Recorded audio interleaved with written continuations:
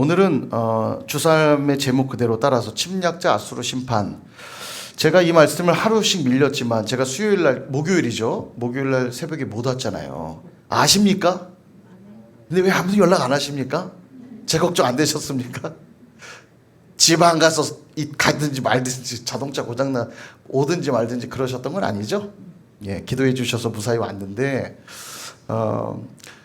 그날 가서 당황스럽더라고요. 저는 이제 일과 시간을 최대한 피해를 줄이고 밤 시간 이용하면 차도 안 막히고 빨리 다녀올 수 있으니까 다녀오려고 밤에 출발을 한 겁니다. 수민이를 데리러 갔는데 차가 고장이 나서 못 왔어요. 그리고 거기가 보니까 산골 아주 산골이에요.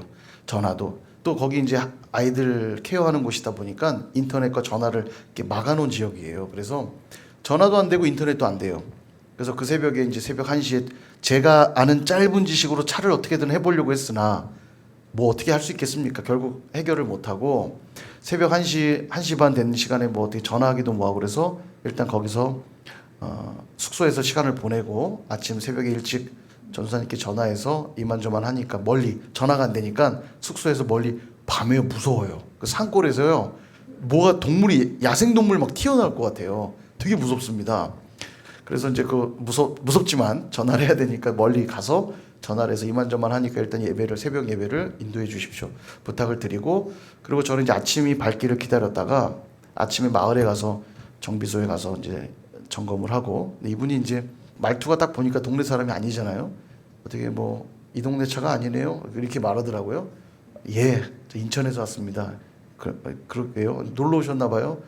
그건 아니고 급한 일이 있어서 좀 왔습니다. 이렇게 검사를 막 하더니 이거는 뭐 캠샤프트 이상이네요. 이상인 것 같습니다. 그러더니 지방은요 부품 구하기가 어려워요. 그러더니 뭐 임시 조치는 했습니다. 뭐 아무 일 없기를 바랄 뿐입니다. 가다가 불이 다시 들어오거나 이상 생기면 그땐 정말 비상 상황이니까 운행을 중단하고 빨리 비상 조치하셔야 됩니다. 예, 불이 다시 켜지지 않기를 바랄 뿐입니다. 이러면서 겁을 잔뜩 주더라고요. 어떻게 해요? 제가 뭐 의지할 곳이 있습니까? 기도하고 하나님 주께 맡깁니다. 한 4시간 반 정도 걸리더라고요. 4시간 한 20분? 경남 산청인데 진주 좀 못 가서. 제가 진주는 또 개인적으로 안 좋아해요. 훈련소가 거기 있어갖고. 근데 아무튼 그 동네 오랜만에 가가지고는 주님께 기도하고 올라오는데 비도 많이 오고 어려움 중에 올라왔는데 감사하게도 이상호 씨 도착했고요. 오늘 차 수리를 했어요. 백마공업사 가서 잘 수리를 했는데 그러다 보니까 이 말이 길어졌네. 이따가 어차피 이 설명 나오니까 제가 지금 먼저 했는데 하루가 밀렸는데 말씀이 흐름이 있고 또 주시는 말씀의 은혜들이 있어서 제가 오늘 새벽에는 목요일 말씀 나눴고요. 또 오늘 나눌 금요일 새벽 말씀을 지금 나누는 건데 왜 그렇게 했냐면 내일 본문인 토요일 본문은 애굽 심판이에요. 오늘은 아수르 심판이고 그러니까 아수르 심판, 애굽 심판은 동등한 관점에서 이해하면 되니까 제가 오늘 저녁에 뭉뚱그려서 다 그렇게 좀 나누려고 생각하고 있습니다. 30장을 딱 정리를 해드리면 17절까지는 심판. 항상 이 패턴이라고 그랬죠. 심판을 선언하고 그리고 심판하는 목적은 멸망시키려함이 아니라 당신의 백성을 회복시키기 위함이라고 그랬죠. 그래서 심판을 선언한 다음엔 회복의 메시지를 주시고요. 그 다음에 심판에 쓰임받았던 이방 나라들에 대한 심판이 선언돼요. 왜냐하면 그들도 회개하고 돌아와야 되는데 그들도 자기 능력으로 한 줄 아니까 하나님이 심판하는 거예요. 그래서 나오는 게 아수르 심판, 애굽 심판이 나오는 겁니다. 오늘 본문이 그 아수르 심판인데 그 심판을 이야기하면서 하나님의 모습을 어떻게 묘사하시냐면 27절을 보시면 여호와의 이름이 원방에서부터 오되 이렇게 말합니다. 여호와의 이름은 여호와를 말하는 겁니다. 왜냐하면 이름에는 인격과 성품이 담겨 있는 거예요. 그러니까 하나님 여호와께서 원방에서부터 오신대요. 왜 오시냐면 심판하시려고 강림하신다는 거예요. 아수르와 애굽을 향한 심판이 무엇으로부터 시작되냐면 바로 하나님의 임재로부터 시작이 되는 겁니다. 이게 오늘 중요한 메시지예요. 하나님이 임재하신다는 사실은 하나님 백성들에겐 무척 반갑고 기쁜 일입니다. 왜냐하면 구원의 소식이죠. 그러니 간절히 소망하는 일이지만 대적들에게 하나님의 임재는 가장 두려운 일입니다. 오시면 안 돼요. 망하는 길이거든요. 전쟁을 할 때도 유명한 장수가 있는 적들을 만날 땐 그 장수가 왔다 그러면 벌벌 떱니다.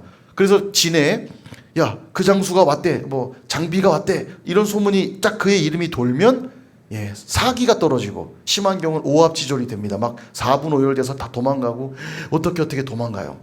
여러분, 이 땅에서의 전쟁에도 위대한 장수가 나타나서 그 이름이 소문이 돌면 사기가 떨어지고 오합지졸이 되는데, 위대하신 하나님의 이름이 원방에서부터 오면 대적들이 벌벌 떨 수밖에 없는 거예요. 심판이 임하고 진멸할 수밖에 없는 겁니다. 그래서 오늘 말씀에 딱 보니까 29절에 하나님의 임재와 심판의 소식 때문에 이스라엘 백성들은 노래할 것이요 피리를 불고 마음에 즐거워할 것이다 말하죠. 정확하죠? 하나님의 임재 때문에 하나님의 백성들은 지금 즐거워하고 있어요. 막 노래하고 피리 불고 즐거워합니다. 자, 그런데 대적들은 31절 여호와의 목소리에 아수르가 낙담할 것이며 주께서는 막대기로 치실 것이라. 여호와의 오시는 소식 때문에 낙담하고 있는 겁니다. 대적들은 낙담하는 거죠. 그래서 우리가 늘 사모해야 될 게 있다면 바로 하나님의 임재입니다. 하나님의 임재가 너무 중요해요. 오늘 새벽에도 살펴봤지만 하나님이 우리를 기다리신다고 그랬죠. 왜 기다리시죠? 은혜를 베푸시려고. 5분 대기주처럼 기다리고 있어요. 언제든지 찾기만 하면 오셔서 은혜 베풀어 주시려고. 구하고 찾고 두드리면 반드시 오셔서 은혜를 베풀어 주세요. 여러분, 은혜가 너무 중요하다고 새벽에도 다시 한번 강조했죠. 은혜는 모든 것이라고 그랬습니다. 사람이 너무 많아서 한 곳도 관람할 수 없는 우리에게 그 이모부가 걸어준 전화 한 통, 그리고 그분이 주신 명함만 있으면 만사 오케이 다 통과하는 거예요. 다 누릴 수 있는 겁니다. 이게 은혜예요. 이걸 설명하는 단어가 특별히 없어요. 그냥 은혜, 다른 게 없어요. 오늘도 찬양 불렀잖아요. 모든 것이 은혜, 모든 것이 은혜. 그 은혜가 있어야만 된다면 하나님의 임재를 갈망해야죠. 그분의 임재만 있으면 은혜가 베풀어지는데요. 아픈 자들에겐 의사가 되어주시고요, 슬픈 자들에겐 위로자가 되어주시고, 어려운 자들에겐 힘이 되어주시고, 즐거운 자들에겐 기쁨을 나눠주는 친구가 되어주시고, 죄로 인해 넘어질 땐 중보자가 되어주시잖아요. 그런데 어떻게 우리가 그 하나님의 임재를 사모하지 않을 수 있겠습니까? 그러므로 오늘도 하나님 은혜 없이는 살 수 없어서 오늘도 내가 주님을 구합니다, 이 고백할 수 있기를 축원드립니다. 좀 전에 말씀드렸던 제가 수요일날 지방 갔다 온 사건, 정말 그 시골 깡 산속 깊숙이 들어가니까 도움 요청할 데가 없잖아요. 막 전화도 안 터지는 곳인데 정말 주님 외에는 의지할 데가 없는 거예요. 기도하는 거 외에는 하나님 이 문제가 잘 해결되게 하옵소서. 이곳에 선일교회 예배를 위해서도 기도하고, 또 현장에서 잘 좋은 정비사를 만나 잘 차가 고쳐져서 무사히 복귀할 수 있도록 기도하게 되더라고요. 아까도 말했지만 정비사가 잔뜩 겁을 줍니다. 불이 다시 들어오는 날엔 정말 큰일 납니다. 운에 맡겨야 됩니다. 무사히 돌아가시는 길밖에 없습니다. 알겠습니다. 그러더니 한마디 더 해요. 10,000원 받아야 되는데 그냥 가시라고. 그것도 은혜야. 10,000원도 은혜입니다. 고맙습니다. 잊지 않겠습니다. 출발을 했는데 정말 하나님의 은혜로 비도 참 많이 왔는데요, 안전하게 잘 도착했습니다. 여러분, 정말 절박한 상황이 오면 깨닫게 돼요. 정말 기도가 얼마나 큰 은혜이고 하나님이 내게 은혜 베풀어 주신다 얼마나 은혜인지. 뭐 사람들은 말하겠죠. 운이 좋아서, 우연히. 그러나 기도하는 자들은 알잖아요. 하나님이 날 도우셨다는 것. 우리가 살면서 그런 경험 참 많습니다. 앞이 막막할 때, 주님이 아니시면 안 될 때 우리는 기도하잖아요. 하나님 그럼 은혜 베풀어 주세요. 필요한 사람을 붙여주시기도 하고요, 날씨를 주장해 주시기도 하고요, 물질을 채워주시기도 하고요. 우리가 이해할 수 없는 수많은 기적들이 일어납니다. 여러분, 기적이 있다는 거 믿으세요? 못 믿으세요? 믿으세요? 못 믿으세요? 안 믿으시는구나. 제가 기적이 있다는 걸 증명해 드리겠습니다. 예전에도 한번 설명드린 것 같은데, 우리가 이 수학적 차원으로 설명하면 간단해요. 점, 선을 1차원이라고 그러거든요. 점선. 이 점선은 2차원에 포함됩니다. 대신에 점선은 2차원을 이해 못해요. 이 면을 이해 못해요. 그리고 2차원은 3차원을 이해 못합니다. 면 위에 이 공간의 개념이 들어가면 3차원이, 우리가 사는 세상이 3차원이거든요. 2차원은 3차원을 이해 못해요. 왜냐하면 거기는 공간 개념이 없으니까 하늘에서 벌어지는 일들을 알 수가 없어요. 그래서 제가 예를 들면 개미가 예전에도 한번 설명드렸잖아요. 개미가 2차원을 산다고 가정을 하면 개미는 앞과 뒤만 아는 거예요. 공간을 모르니까 앞만 뒤만 아는 거예요. 앞으로 기어가고 뒤로 기어가고 먹을 걸 찾으러 다닙니다. 근데 보니까 개미가 먹을 게 없어 불쌍해요. 그래서 옆에 개미가 먹을 먹이들을 이렇게 위에 잔뜩 싸주는 겁니다. 그럼 개미 눈에는 쌓여져 있는 식량을 못 보죠. 공간을 이해 못 하니까. 그러니까 눈앞에 음식이 있어요. 아, 이거 가져가서 집에 가서 먹어야죠. 이렇게 딱 빼는 순간 어떻게 되죠? 위에 있던 음식이 아래로 내려올 거 아니에요. 싸놨으니까. 당연해요, 기적이에요? 당연하죠. 3차원을 이해하는 우리에겐 당연한 문제예요. 공간에서 중력에 의해 아래로 내려가는 건 당연한 문제잖아요. 기적이에요? 대답을 안 하세요. 당연한 거잖아요. 위에서 하나 뺐으니까 밑으로 내려가는 거 당연한 건데, 개미 눈엔 이게 분명 내가 음식 하나 빼고 돌아서는데 음식이 또 있어. 공간을 모르니까요. 아, 이게 웬일이야? 이게 오병이입니다. 이게 오병이에요. 계속 음식이 나오는 거예요. 이게 5천 명이 먹고도 남았더라. 개미의 오병이옵니다. 이게요. 동일해요. 우리 3차원에서 저는 어떻게 기적이 일어난지 알 수 없지만 하나님은 3차원 너머에 계신 하나님이거든요. 하나님께 상식인데 우리에게 기적인 거예요. 어떻게 일어났는지는 모르나 5천 명이 먹고도 12광줄이 남는 기적이 일어나는 겁니다. 기적은 당연한 거예요. 하나님께는 당연한 것이고 우리에겐 기적이죠. 왜냐? 우린 4차원을 이해 못하니까요. 하나님은 4차원, 5차원, 6차원, 12차원 몇 차원인지 모르지만 하나님은 우리의 차원을 넘어 계신 전능한 분이기 때문에 그분의 행하심들을 우리가 다 알 수가 없어요. 분명한 건 그거를 이해하기 위해서 믿음이 필요한 거죠. 하나님께는 분명히 상식인데 우리에겐 기적입니다. 근데 이게 아니더라도요. 우리가 살아가는 이 3차원 공간 안에서도 기적 같은 일은 너무 많습니다. 어린아이들이 컴퓨터 고장나면 아빠 컴퓨터 고장났어요. 이거 안 돼요. 왜 그러죠? 되네? 그럼 애들이 당연하게 안 여겨요. 우와, 아빠 대단하다. 어떻게 고친 거야? 어떻게 고친 거야? 아이들에게 이게 기적이에요. 내가 이해하지 못하는 일들 이 땅에서도 너무나 많이 일어납니다. 예. 하물며 우리보다 더 뛰어난 지혜와 지식을 가진 전능한 하나님이 우리를 도우시면 그건 기적일 수밖에 없어요. 믿으십니까? 지금도 과학자들이 우주를 엄청 연구하거든요. 근데 연구하고 추정할 뿐이지 밝혀진 게 그렇게 많지가 않아요. 지금도 밝혀가고 있는 부분이 있을 뿐이지 평생 해도 우주의 신비를 얼마만큼 밝힐 수 있겠습니까? 이 우주를 만드신 분을 얼마만큼 알아갈 수 있겠어요? 여러분, 기적은 지금도 일어난다는 걸 믿으시길 바랍니다. 믿으시길 바랍니다. 될 놈은 된다. 이거 밀어야겠어요. 될 놈은 그분 거지만 제가 차용해서 될 놈은 된다. 하나님을 믿는 자들은 된다. 믿으시길 바랍니다. 그러므로 하나님의 임재는 우리에게 너무나 중요한 문제예요. 하나님이 우리 가운데 함께 계시기만 하면 기적이 일어나는 겁니다. 역사가 일어나고 은혜를 입는 거예요. 그래서 오늘 저는 본문에서 딱 한 가지를 주목했어요. 하나님의 임재를 누리기 위해 필요한 게 무엇인가? 보세요. 하나님의 임재가 백성들에겐 기쁨의 소식이었죠. 대적들에겐 심판의 소식이었죠. 바로 그 하나님의 임재가 어떻게 그려지고 있는지를 볼게요. 잘 보세요. 27절 뒷부분에 보니까 27절 뒷부분에 자, 그의 입술에는 분노가 찼으며 그의 혀는 맹렬한 불 같다. 여기 그는 하나님이에요. 하나님의 입술에 분노가 찼으며 그의 혀는 맹렬한 불 같다. 지금 심판하고 계시는 장면을 입술과 혀가 등장하고 있어요. 그 다음 28절 뒷부분 여기 보면 여러 민족의 입에 미혹하는 재갈을 물리시리니, 그죠? 민족의 심판이 어떤 형태로 나타나면 그의 입에 재갈을 물리신대요. 자, 그 다음 29절은 이스라엘 백성들, 하나님의 백성들, 거룩한 절기를 지킬 때처럼 너희들은 그 하나님의 임재 때문에 노래할 것이고 피리를 불 것이다. 여러분, 노래하고 피리 부는 거 다 뭐와 관계된 거예요? 입과 관계된 거죠. 이 대조가 보이세요? 하나님은 그 입술과 혀, 그 입에서 나오는 무엇인가로 심판하실 때 대적들은 그 입이 꽉 다물어지고 재갈을 물리니까 하나님 백성들은 그 입에서 찬양이 나온다는 거예요. 지금 계속 입이 묘사되고 있죠.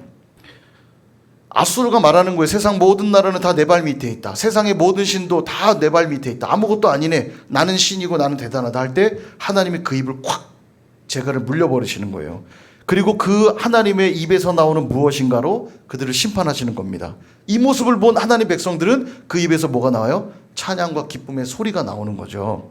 자, 30절도 보세요. 30절에 여호와께서 그의 장엄한 목소리를 듣게 하시며, 하나님의 임재를 지금 장엄한 목소리로 묘사하고 있는 겁니다. 자, 31절. 그러자 그 목소리로 인하여 아수르가 낙담할 것이며, 여호와의 목소리 때문에 아수르는 낙담하게 된다는 거예요. 그러니까 하나님의 강림이 소리로 임하고 있는 걸 지금 묘사하고 있죠. 반복해 등장하는 게 뭐냐면 입에서 나오는 소리예요. 그러므로 하나님의 임재의 핵심은 뭐냐? 바로 하나님의 입에서 나오는 말씀이라는 거예요. 하나님의 말씀. 이게 임재의 핵심입니다. 하나님의 말씀이 선포될 때 대적들은 그 입에 재갈을 물리듯 아무 소리도 할 수 없게 되지만, 하나님의 말씀이 선포될 때 하나님의 백성들은 그 입에서 기쁨의 찬양이 나오는 거예요. 대적들은 그 입에 재갈을 물리게 되니까 낙심하게 되지만, 하나님의 백성들은 그 입에서 찬양이 나오니까 뭐가 솟아올라와요? 기쁨이 나오는 겁니다. 기쁨이 솟아나오는 거죠. 이 모든 일의 중심에 하나님의 말씀이 있다는 거예요. 천지를 창조하실 때 천지 창조를 무엇으로 하셨죠?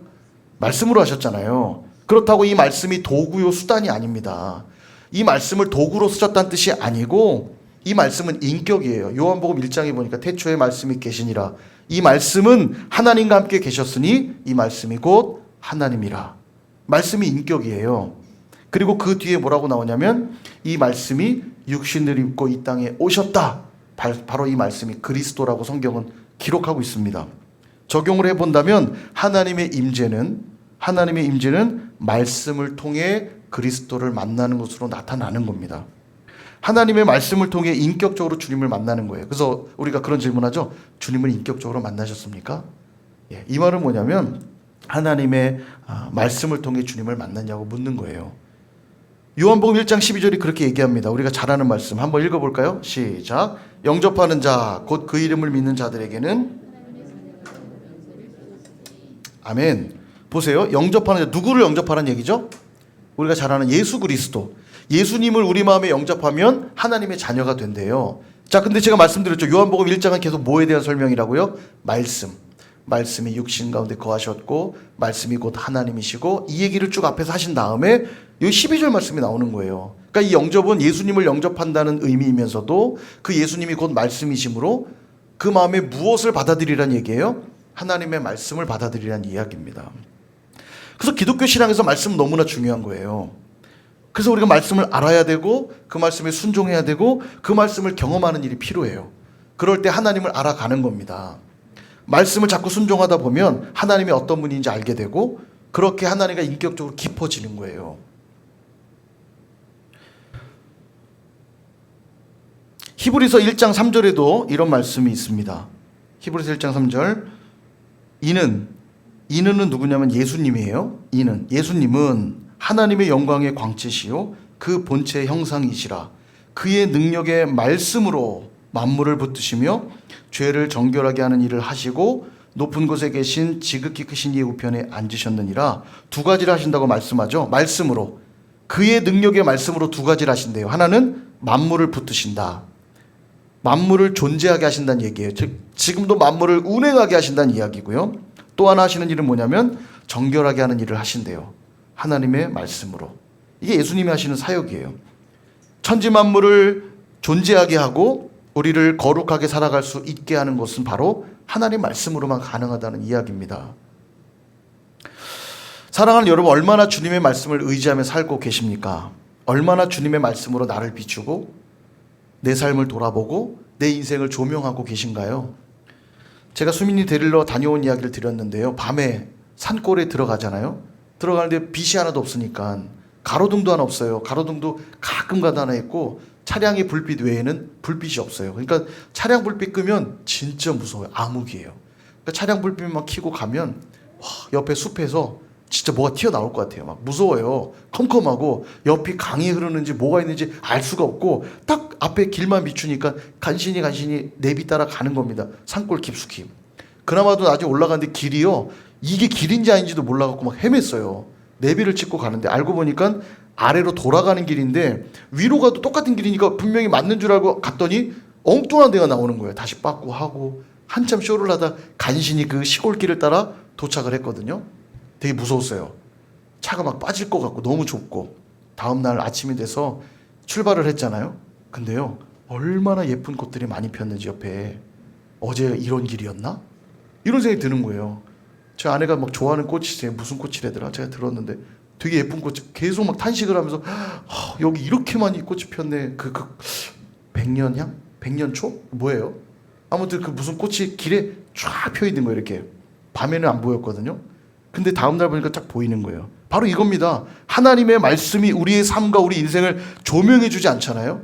그럼 우리 삶이 이 밤길처럼 두렵고 낙심할 수밖에 없어요. 보이는 게 없으니까 내가 가는 길이 맞긴 맞는지, 내가 지금 제대로 살고 있는지 전혀 알 수가 없습니다. 그러나 하나님 말씀이 우리 인생을 조명해 주기 시작하면요, 전에는 분명 보이지 않던 아름다운 삶이 보여지기 시작하고요, 이전에는 전혀 깨닫지 못하던 섭리들이 깨달아지기 시작해요. 그러니까 삶이 행복해지고 살아가는 목적과 의미가 달라지는 겁니다. 하루하루가 즐겁고요, 매일 맞이하는 아침 공기가 신선하고 즐겁고 감사하고 기쁘고. 여러분, 하나님의 임재가 얼마나 중요한지 몰라요. 다시 말하면 하나님의 말씀에 인도함 받는 삶이 얼마나 중요한지 모릅니다.